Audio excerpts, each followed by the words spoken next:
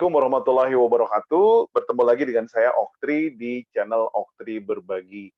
Ya, channel Oktri Berbagi ini didukung penuh oleh Cross Docking Clothing. Ya, saya pun hari ini menggunakan kaos dari Cross Docking Clothing. Nah, menyambung dari video sebelumnya, dalam video ini kita akan coba membahas lanjutan ya tentang forecasting, tentang peramalan.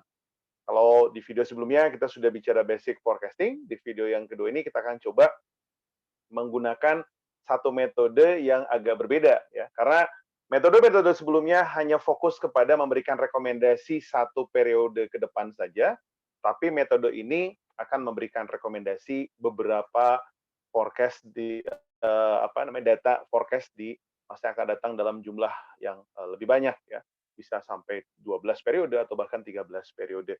Nah, tentunya kita akan tetap menggunakan software POMQM versi 4 ya. Dan saya akan coba mulai share. Jadi software ini software yang cukup sederhana ya. Namun tentunya secara fungsi sudah cukup powerful ya, membantu untuk menyelesaikan sebuah permasalahan. Nah, kita sudah langsung masuk ya, teman-teman semua ke POMQM dan saya mengulas sedikit saja. Ini ada di modul forecasting ya. Jadi modulnya ini ada di modul forecasting atau peramalan dan data-data ini sudah kita siapkan sebelumnya ya. Data-data ini sudah kita siapkan sebelumnya, ada data dari bulan Januari sampai dengan bulan Desember ya. Teman-teman bisa isikan data-data ini secara acak saja, tapi ini untuk latihan ya. Tapi kalau misalkan pada saat teman-teman ingin mencoba melihat jauh lebih real, sebaiknya teman-teman menggunakan data yang sesungguhnya, data historis. Nah, metode apakah gerangan yang menjadi pembeda dibandingkan metode-metode sebelumnya? Ya, di video sebelumnya kita sudah membahas tentang metode naif dan metode moving average ya. Di video kali ini kita akan coba singgung satu metode yang disebut sebagai linear trend line model. Ya, linear trend line model ini menggunakan prinsip regresi linear ya, regresi. Kalau kita coba lihat kembali ke teori yaitu regresi linear sederhana, Y sama dengan A plus BX. Ya, nanti kita akan coba lihat seperti apakah fungsi dari linear trend line model tersebut.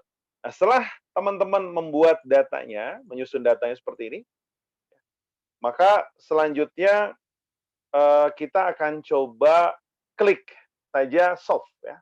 Kita akan coba klik saja yang solve ini.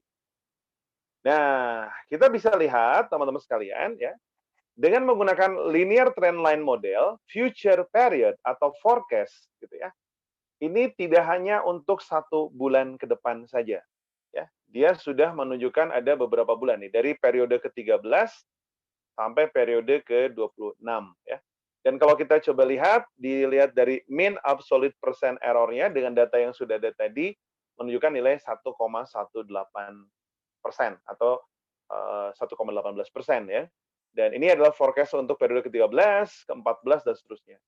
Nah, di sini teman-teman sekalian kita lihat ada regresi lainnya, ada persamaan regresinya.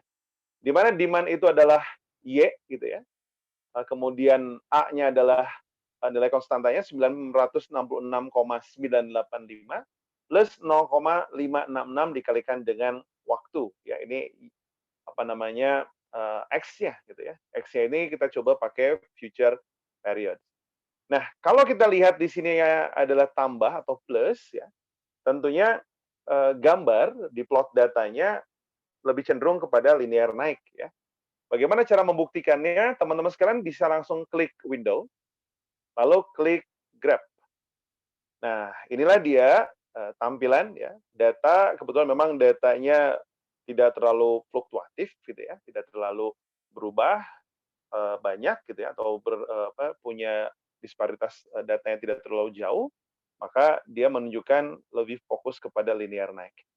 Nah, kalau misalkan, ini kan hanya satu metode nih, belum dibandingkan. Misalkan teman-teman masih penasaran, ingin mencoba membandingkan dengan metode-metode yang sebelumnya atau yang lainnya. Silakan klik saja window, lalu kita kembali lagi ke edit data.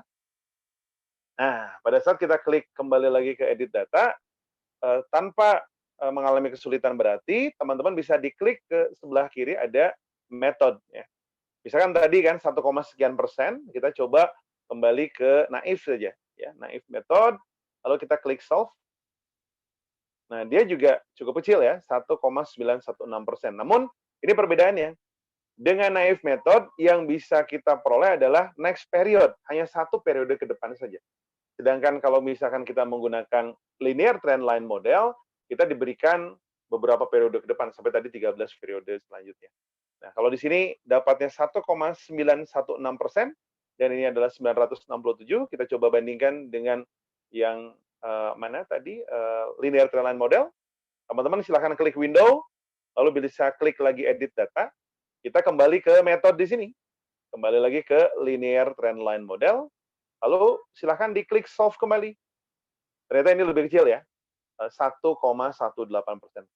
Tapi mohon bisa dipastikan dan dicatat bahwa tidak selamanya linear trend line model itu menunjukkan nilai mean absolute percent error paling rendah. Ya, jadi jangan sampai nanti ada sebuah kesan atau kesimpulan bahwa oh kalau gitu saya langsung saja pakai linear trend line model. Tidak ya. Sangat tergantung dari data mentahnya, data historisnya.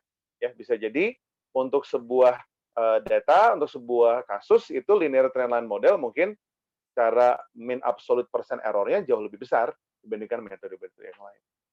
Itu kurang lebih teman-teman sekalian kita membahas tentang sebuah metode peramalan atau forecasting jika teman-teman butuh data masa yang akan datangnya tidak hanya satu periode ke depan. Ya, teman-teman butuh data yang jauh lebih banyak gitu. Silahkan mencoba menggunakan metode linear trend line model. Terima kasih banyak sudah menyaksikan channel dari Oktri Berbagi. Mudah-mudahan kita bisa bertemu di video-video berikutnya yang tentunya tidak akan jauh dari video hari ini, dan sebelumnya kita akan coba bahas tentang video tutorial software maupun materi-materi sederhana yang berkaitan dengan keilmuan teknik industri, manajemen, dan juga supply chain and logistik. Terima kasih. Wassalamualaikum warahmatullahi wabarakatuh. Sehat selalu ya.